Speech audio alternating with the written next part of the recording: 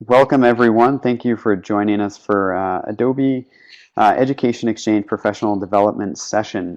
We have a really interesting presentation today. I think probably many of you were attracted by the title here. We have Sarah Sikowitz, who is a principal analyst serving B2C marketing professionals at Forrester. And we have Chris Buettner, who is a managing editor of the SoDA report and executive director of SoDA, the Digital Society. They have been really instrumental in helping us strategically put together what is a web series that will be kicking off today with the first webinar on looking at a recently published biannual trend publication called the SoDA report, which includes a primary research study in partnership with Forrester Research. Really looks at how marketers need to evolve based on massive shifts in the way consumers use technology, consume media, and engage with the world around them. Today, the topic of talent and education are front and center in our discussion. And if we sort of step back and look at today's discussion, we are kicking off a webinar series that will be picking up again in the fall, so back in ahead in late August and early September, which will focus on essentially building a bridge between industry and education, looking at what are the skills, what are the profiles, what are the tools that are being used in industry, but also what are some of the teaching practices in education, and how best can we prepare our students for the creative economy.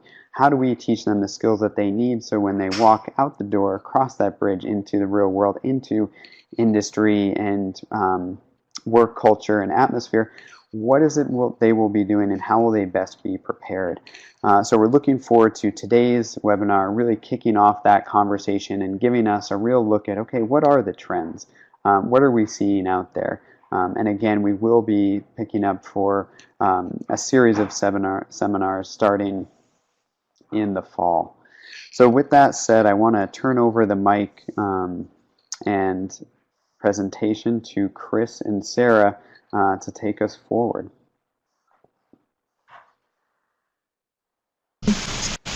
Now, there was a bit of an echo previously.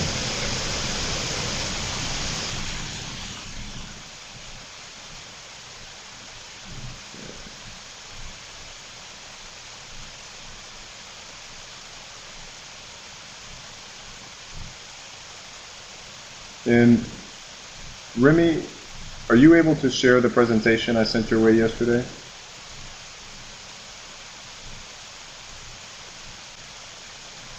Yes, I can do that from my side if you're not able to.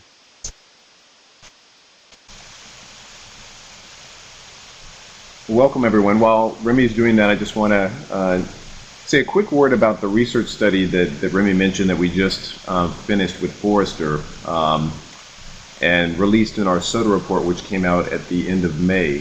So it was conducted, the actual research was conducted in the first quarter of this year, and it was a study that incorporated respondents from both the agency and the client side.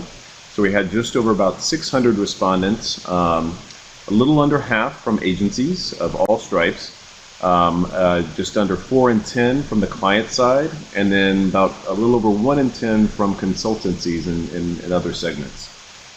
Pretty high-level audience, just over 9 in 10 were key decision makers, so C-level, senior executives, VPs, and directors, kind of giving their insights on some of the challenges and trends within digital marketing. And it covered a wide range of topics, but really the topic that we're going to zero in today is related to talent.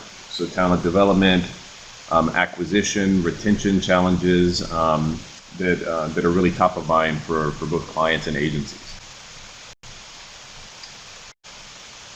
So we can go ahead, that is, we want to advance to.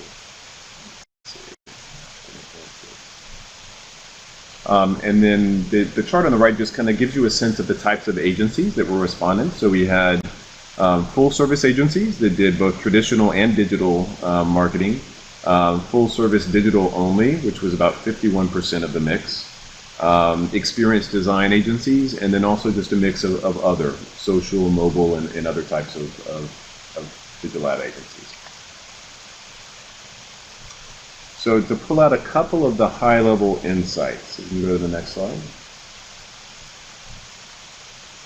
So one of the things that that was interesting from a talent development and retention perspective was that there's been a huge trend within the agency side of the business of agencies developing innovation labs and product incubators. And one of the things that we've seen is that for those that have flattened out the learning curve on how to actually implement those types of initiatives, these innovation labs have really given team members a creative outlet outside of client work that leads to stronger levels of engagement and satisfaction and retention. So of agencies that had incubators for 3+ years, really 2/3 of those agencies reported happier, more engaged staff. There was still a benefit if they were new to that realm, but it was significantly less. It was 33% of those agencies that had a lab effort for less than a year. So in just thinking about if kind of young talent at the institutions or the individuals that are online, I think that it's and you're interested in working for an agency, encouraging you to look at shops that have these types of initiatives that in addition to client work have kind of creative outlets both for kind of developing IP on behalf of clients, but also kind of agencies working on their experimenting and bringing their own IP to market. One of the next trends we see, and this has been something that's been pretty consistent for the last few years, growing, is that clients are more and more clients are building their own in-house digital teams. They're taking over some of the work that used to be done by agencies, and agencies, it's really causing a big shift in how agencies are working with clients. In terms of the type of work that's kind of going in-house on the brand or the client side, we see a lot of it's maintaining digital experiences and digital platforms and websites and applications that have been developed by agencies. So we kind of say, maintaining in-house and really working with agency partners and we say innovating out of house. But even within the in-house teams, one of the things that we see is that, some practical applications that agencies are now being charged with training and a lot of these internal resources. So, just over 1/3 of our agencies are now providing more education and training services to the internal teams on the client side. And then also over 1 in 5 are now embedding their own agency team members at client side sites, which is a great place to be in terms of embedding your talent and being an integral part of the internal team. But it also brings some unique challenges of making sure those internal team members, if you're a young person entering the industry, that you feel a tie and a connection to the agency culture. It's a little bit more harder to maintain that when you're embedded on the client side. But it is a very significant trend that's been growing quite a bit in the last few years. A big trend within the report that we saw is that agencies and clients are very much misaligned when it comes to the expertise and that they feel is most critical to brands. So, where there is alignment is the very top of the chain, which I think is very good for kind of top design schools and folks who focus on strategy. So strategy and marketing creativity are still the top two, both from the agency perspective and the client perspective.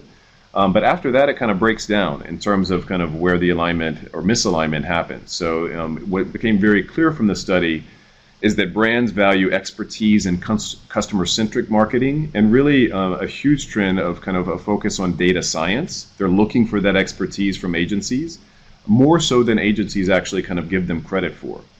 So there's a real opportunity with kind of interdisciplinary studies and additional kind of a curriculum around those types of things where it's skills that are in high demand on the agency side, and that's the type of expertise they're really looking for from clients. Another trend is, there's really some strong opportunities that we see without the research study around things like user-centric design, emerging technology and trends, as I mentioned before, data science, digital innovation. So this is around kind of, developing new products and services on behalf of categories, going beyond marketing. This is some of those kind of digital transformation projects that will really transform how businesses in different categories operate. It's an area where both agencies and clients still give themselves very mediocre marks until when they're self-assessing kind of their digital savvy. There's definitely a tremendous opportunity for younger talent to focus on some of these kind of cross-disciplinary areas outside of just development and design, to kind of round out skill sets. And then one of the other things that kind of is becoming increasingly prevalent is also that more and more agencies are getting into that product development and IP development realm. So kind of getting into the space of innovation consultancies like IDEO. And with that, what we've seen is there used to be really segmented titles and roles, and what we've seen more and more with our member companies and also just in the industry as a whole is looking for this kind of elusive, almost unicorn-like talent that's a real hybrid between design, technology, and strategy. And that's only gonna rise in the months and years to come. We'll go on to the next one. So some hiring trends, where agencies are really investing heavily when it comes to new talent entering the marketplace. So content and content strategy, customer insights, and user experience. In addition to kind of the resources that are needed to focus on digital experiences, so website and application development. From the standpoint of hiring, there is a big mix and a difference when it comes to agencies hiring full-time staff and agencies hiring contractors. Where we've seen the highest percentage of freelancers is around areas like app development and UX and content and social. Agencies are really seeing these as areas that can be more scalable and nimble, as opposed to an area like strategy where there's this feeling that the talent needs to be embedded both in the client business and further into the category, more so than in the case of kind of freelance resources. Okay, go on to the next one. Let's go to okay. On the budgeting side for clients, so some similar trends. So the areas that the clients are really prioritizing is insight-driven content strategy, the real focus on turning audiences into brand advocates. There's also a huge focus on digital products. They're looking to their agency partners also for help in this realm, outside of just pure marketing. So these are really those kind of digital transformation efforts of where they're reinventing their business through digital to better serve their customers. And then the last one that I'll mention is also data science. That's just a trend that permeates throughout. So when we talk about young talent entering the industry, there seems to be a real need, both from our members' perspective around the world, of being immersed in more of an interdisciplinary approach and study in some of these areas. They may complement what they're doing on the graphic design front or on the development front.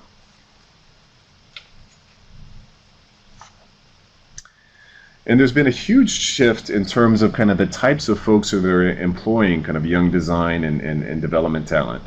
And as a result of that, just an increase in what we kind of call the talent wars. So when we look at, specifically at, who's being charged with developing digital experiences, websites, mobile web applications, this is kind of the mix right now. So specialized digital agencies that are very niche focused, full-size digital agencies, the integrated agencies that are trying to get into the game and reinvent themselves. There's a sizable chunk that's handled directly by clients. One of the newer entrants are consultancies. So folks like Deloitte Digital and Accenture Interactive that are buying up digital shops and really looking for top digital talent in that realm. And then also just the traditional agencies.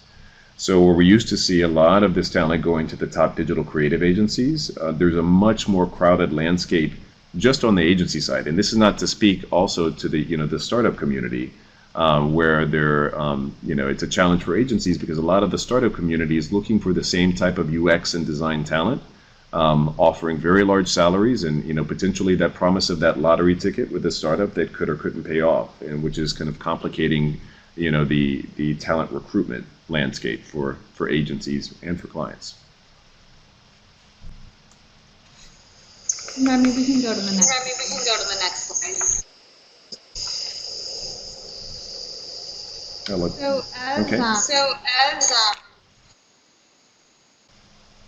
as Chris mentioned, I'm hearing an echo. Is anyone else? Let me mute mine, Sarah. Okay. Great. So as Chris mentioned, agencies are definitely in a pretty serious talent war, but also crisis right now. And there are a couple of things driving that. The fact that there are many different types of services firms that are kind of getting into the digital agency game and offering similar services and willing to pay a lot more than agencies for talent. There's also the client side. So you've got clients who are building in-house teams, and then, as Chris mentioned, the startup side. And this data is actually from LinkedIn, but what they found when they surveyed a large group of their users who had recently changed jobs and were in the advertising agency industry, 96% of them said that they could find a job easily. So it's a candidate's market, which makes it very difficult for agencies to compete, especially when they aren't able to pay as much as, for instance, a tech company. So the research also showed that there's a $45,000 gap in average first-year salary when you compare an agency to an agency role to a technology role, and the agencies are feeling it. They've seen a 25% net talent loss in 2015 against competitive industries, and the average turnover rate at agencies is 30%, and this is actually increasing. So it's definitely tough out there for the agencies, and I'd say from a candidate perspective, there are a couple things you can really look at when you're looking for a job, whether it's at an agency or elsewhere, but agencies specifically, that'll help you kind of hone in on what's going to be a great place to work. Next slide, please.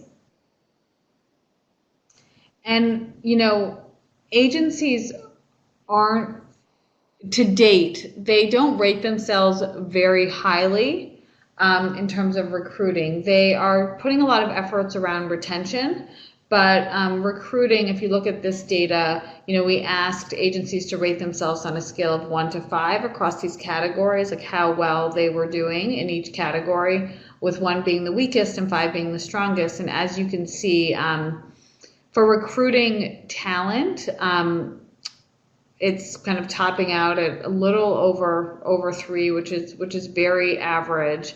And then for retention, it's a little bit higher, and I think that is where agency culture really comes in. There's a lot that an agency can do once it's got people in the door, and many of the agencies we work with and that are part of the digital society of well do quite a bit to build a strong and clear culture where their talent will thrive. But it's hard to communicate that culture and the benefit of it when you're recruiting, because it's kind of something you have to feel when you're inside. So, but when you think about retention and why agency folks are leaving, next slide, please, Remy.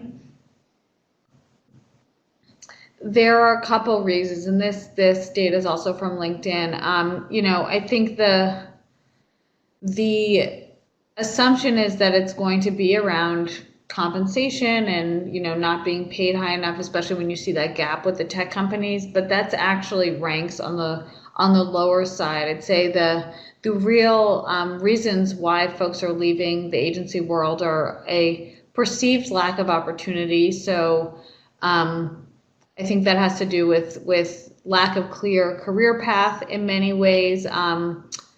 The idea that you work on one client or 2 clients and you're kind of held to the clients that your agency has, and whether those are interesting to you or not.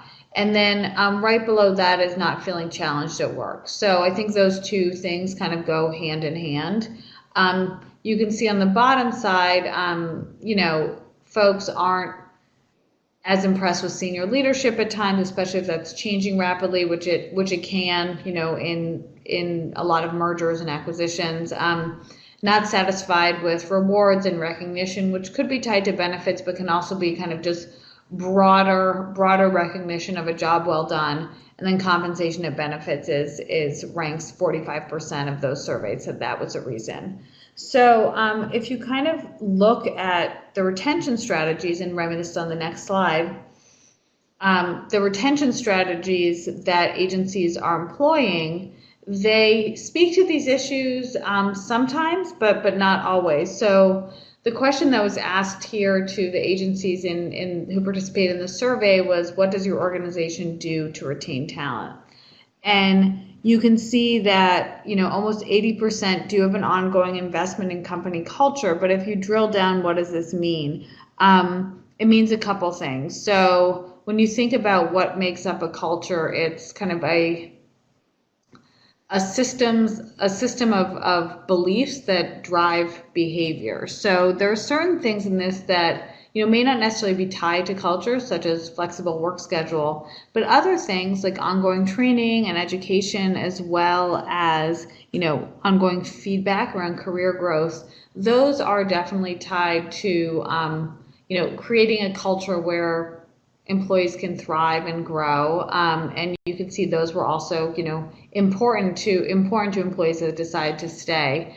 And then if you look a little farther down, you've got about 30% that do manager training and 7% which do rotation programs. So if you go back and think about why a person might leave an agency, if they feel like there's a lack of opportunity, or they don't feel challenged at work, something like a rotation program would actually be fantastic, because they would be able to learn a different skill set, work with different folks across departments, probably manage different client challenges. A real learning opportunity, but we've only see 7% of agencies actually offering this. So I think from the agency side, if you're looking at this data, there's a lot of room for growth in terms of what you can do to drive retention at your agency.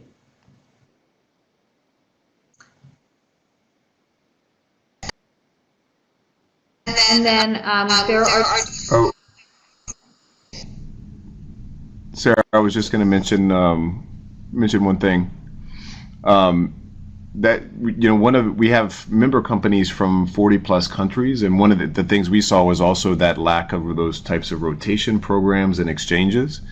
And that's one thing that we've actually kind of done in the last year, is to set up those types of exchanges. So if you're a strategist or a designer or a developer at one of the member agencies in Australia, and you want to see how your craft is practiced in Sao Paulo or London or New York, kind of helping to facilitate those, because it's a real acute need in the marketplace to kind of give young talent those types of opportunities to see outside the four walls of their agency. So,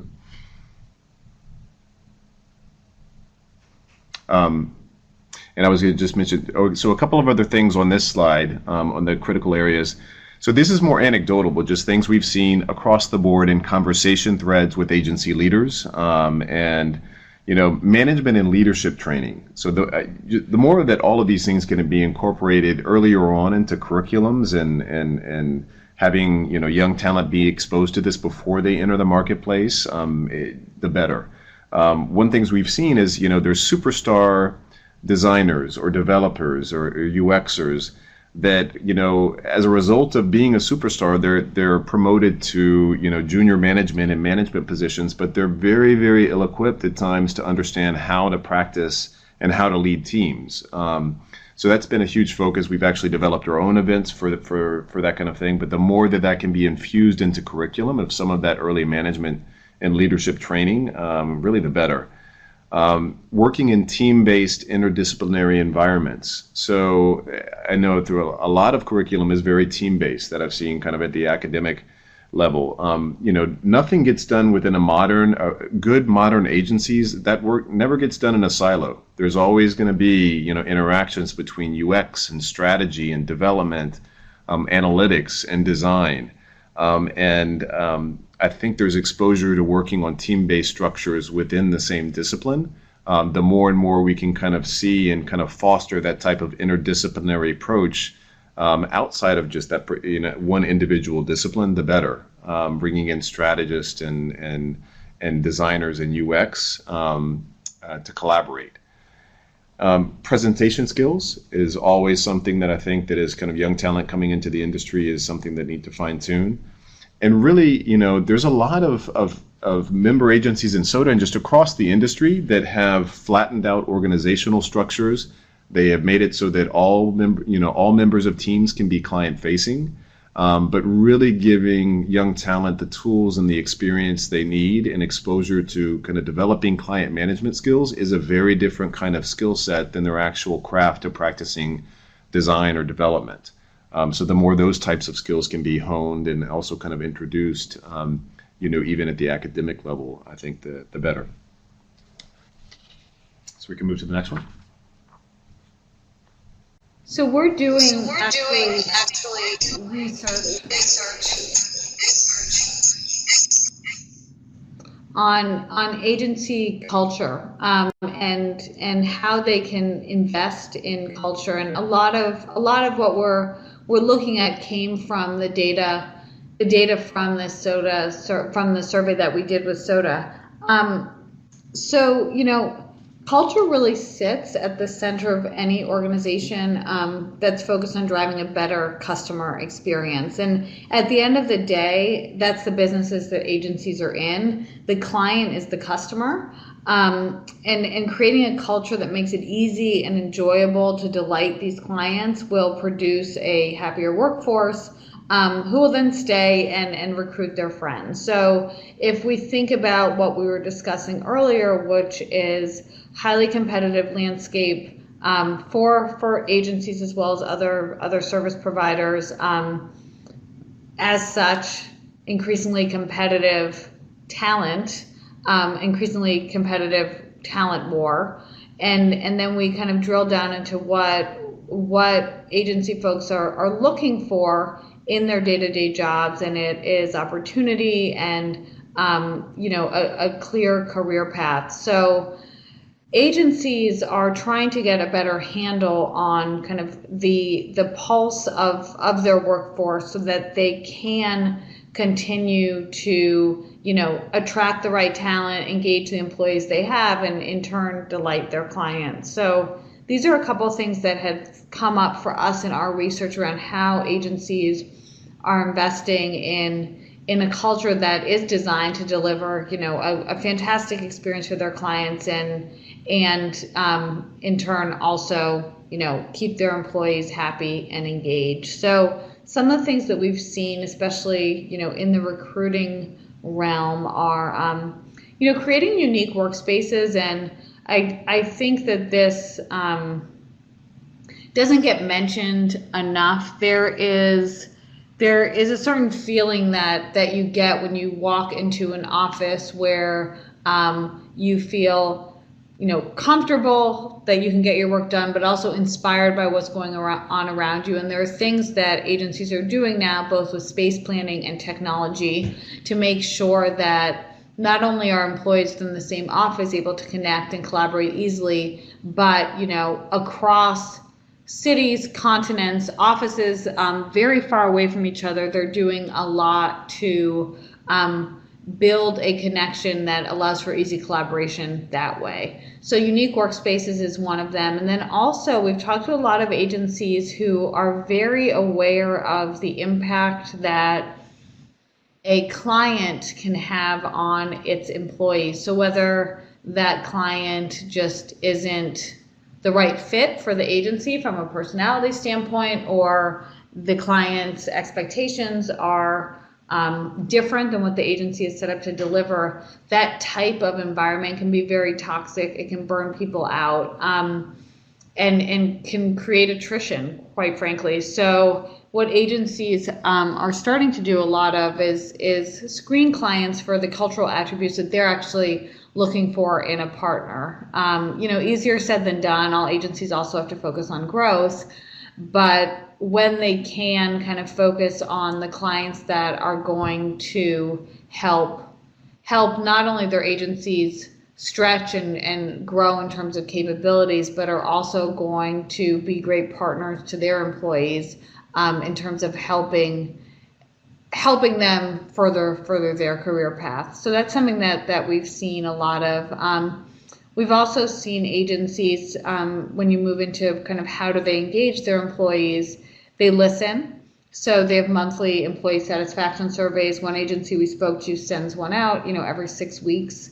And it's just a quick pulse, but essentially it helps them understand kind of how morale is, how people are doing, and lets them address those issues quickly. Access to C-level execs. So not only kind of having a quote unquote open door policy, but also making sure there are formal ways for employees at all levels to have personal time with the CEO or, the head strategy officer at an agency, whether that's through monthly breakfasts or small group Q&A sessions. That's something that has worked very well. And then finally, diverse working opportunities. So Chris mentioned this in the beginning. So things like innovation labs. We've also talked to agencies that do pro bono work for clients. So obviously, from an agency perspective, not necessarily profitable, but really gives their employees the opportunity to tackle different types of challenges, work with different types of clients, and contributes to that growth and challenging work that agency employees are looking for. And then we've also seen, kind of building that bridge between this is who the agency is, this is what we stand for, this is what we want to deliver to our clients. Building that bridge to the actual work that is delivered to clients. We've seen agencies set up formal programs that really helps them align cultural attributes to delivered work. So if a cultural attribute, let's say, is we will continuously work on improving our craft, right? So pretty broad, but what I've seen an agency do is then every project they take on is evaluated against this success metric. Is this project and is what we're delivering in this project continually helping us to build our craft? And then we've also seen agencies set up more formal incentive and reward programs against these attributes. So whether it's the agency, giving out, bonuses or prizes, but we've seen actually more successful is really peer-to-peer recognition platforms where peers are able to, award points to colleagues for a job well done, which colleagues can then use to, buy tickets or go to events or things like that, a point system. Or even one agency we spoke to actually lets employees gift like the best parking spot at their agency to another employee every single month. So, it can range from something as simple as that to something that's a little more complex, but these are things that these are ways that agencies are trying to compete in this talent war, because in terms of salaries, they won't necessarily ever be able to pay what some of the larger clients or tech companies or startups are offering. So they're really focusing on building environments where people love to come to work and are able to really deliver great work to their clients.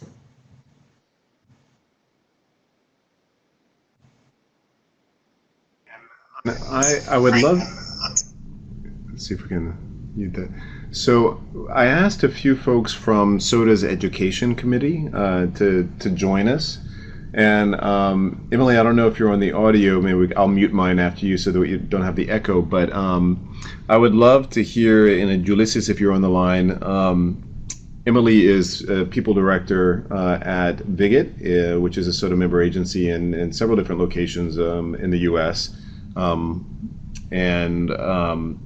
Here, how are you investing in agency culture? Kind of how do some of these trends identified in the research resonate with what you see kind of on the ground?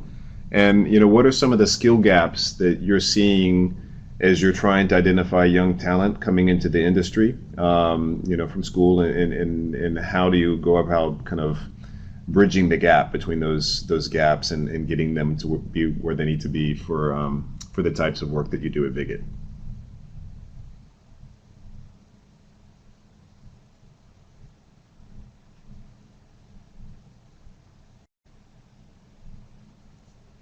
I don't know if she has access to audio. She's typing, so hold on. Okay. Remy, is there something we need to do to allow Emily access to the mic?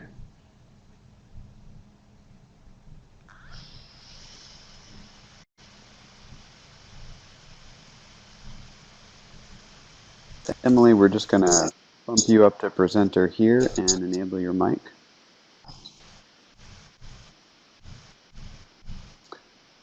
There you go, Emily. You should be connected now.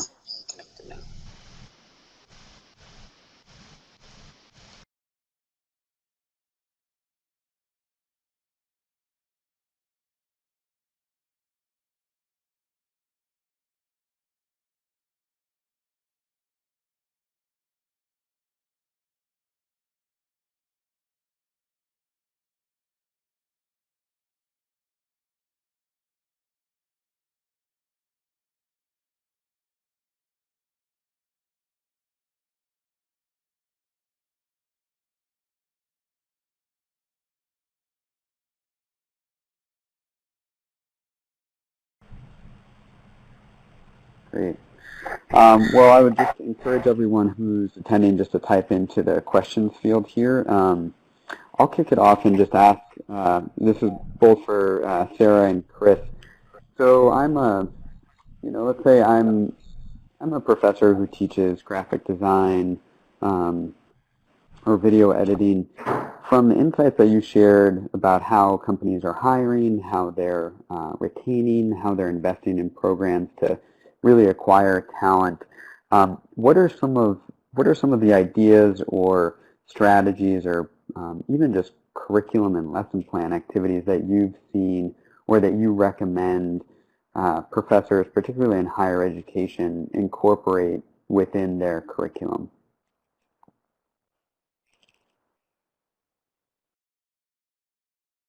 I can answer first and then let Sarah chime in, but really one of the things that we've been seeing consistently is, there used to be so many levels. We do an annual salary survey and a rate card survey, and the number of titles that we used to have within digital agencies, I feel like there's been a lot of flattening of that, and there really is this desire on a lot of the top agency side to find talent. So if it's a young designer, to find graphic design talent that does some front-end coding, that really understands strategy and strategic planning. And you wouldn't necessarily be equipped with that, if you kind of gone through a traditional, graphic design program. So even just looking at the curriculum on the academic side is infusing some of that into the curriculum. A little bit more on the UX side, when it comes to data science and that kind of thing. And there's a lot of talk about data-driven creative. Some of that can be more formulated, but a lot of it that's we see our member companies working on now is still beautifully designed, but very smart, creative, based on qualitative and quantitative insights. And so the more that they can be, young talent can be exposed to those types of practice areas outside of kind of their core immediate discipline, I think the better equipped they're going to be, because that's exactly the kind of talent that agencies are looking for. I would jump in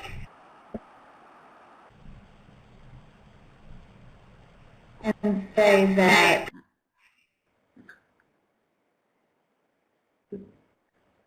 sorry, just waiting for Chris to mute. I would jump in and say that building on what Chris was saying, the ability to tell stories, so definitely infusing design and creative with those audience insights and kind of human insights but then being able to tell the story of, how you got from here to there. And I say this, I come from the agency world. I did a lot of hiring, especially of folks right out of college, not on the design side, but one thing, that was always impressive to me was someone that was able to articulate why they made the decisions they made, and how that made the work better. So I think that can apply to any discipline. A lot of times when folks first come out of school, they are trained on, capabilities and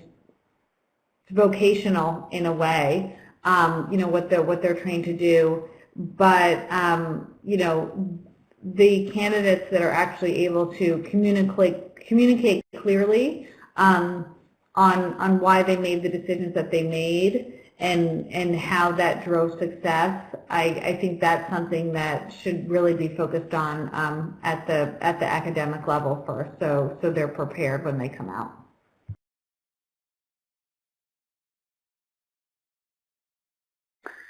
Thank you. That's really helpful, Sarah and Chris. As a follow-up question, there was a reference to this unicorn of skills and experiences. I think there are maybe 3 different areas or groups of skills that you put together, Chris, when you referenced it. If I'm an educator and I'm looking at my curriculum and I'm saying, okay, it already takes a full term or a full semester, maybe even a full year, to touch on skill development in one area or 2 of the 3 areas you mentioned, just can't really see a way of bringing in a 3rd group of skills. Or how do you, from your perspective, how do you counsel or suggest or recommend that educators help to support their students in acquiring those skills?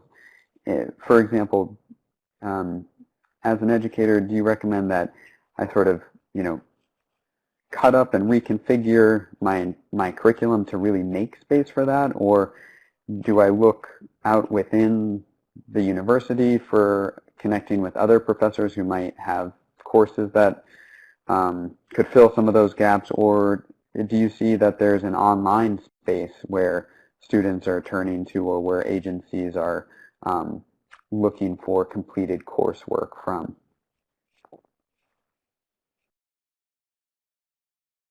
I think to your point, it could be, I think it could depend based on kind of the intensity of the discipline that the students are studying. But I even think, if you're developing, you're fine-tuning your craft as a designer, for example, and that's your first and, foremost, obviously kind of the majority of your time would be spent there. But just knowing kind of what we know about the way the industry is heading, and in terms of employability and just developing kind of a rounded skill set, even just kind of exposure to that from, if it's supplementary coursework, but not saying, you're going to suddenly emerge as a data scientist, but taking, just some introductory exposure to how quantitative and qualitative inputs can impact the types of design that you're creating. And sometimes it's a controversial topic, so it could be more set up in a debate, in a kind of cross-department, cross-discipline type fashion.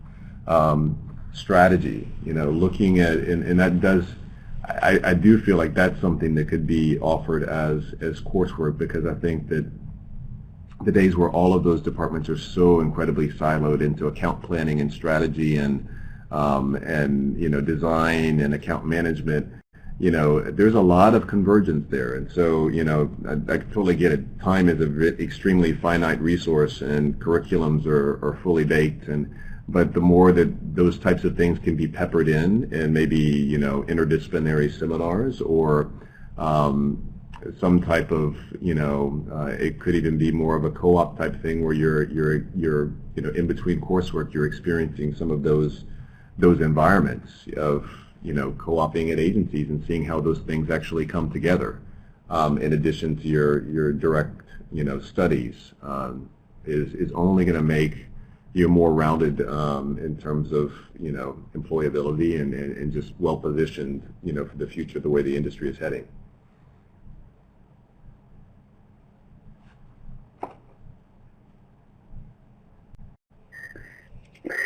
I'm sorry, Chris, you mentioned co-opting digital agencies. How best should I, as an educator, teacher, reach out to agencies? Let's say I didn't come from there traditionally, or maybe I'm in K-12 and don't feel as comfortable with knowing the landscape. Where do I start? Do I look in the phone book, look online? How do I connect to agencies and really get this conversation started, getting my students connected to the application? I think organizations like SoDA, and there's national level organizations all over the world. We happen to be more of have a global focus. We have members that have their own really sophisticated internship programs for young talent, where they start kind of at the university level and work and are fully engaged on real client work throughout their time at university. And oftentimes that leads to to positions after the fact. We have members that have seen gaps in terms of the training and have created their own digital marketing schools in Mexico and Australia and other places.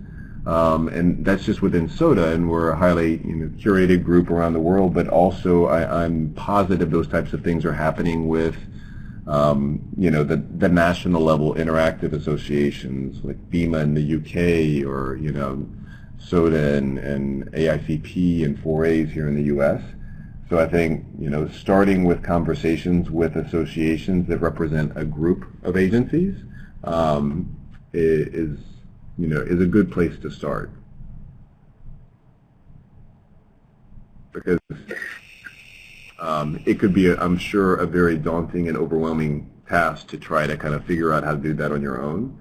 But we have members that are so incredibly passionate about kind of trying to help find and train the next generation of talent coming into the industry, and that's not just a SoDA initiative. That's with all of the major associations operating in this sector.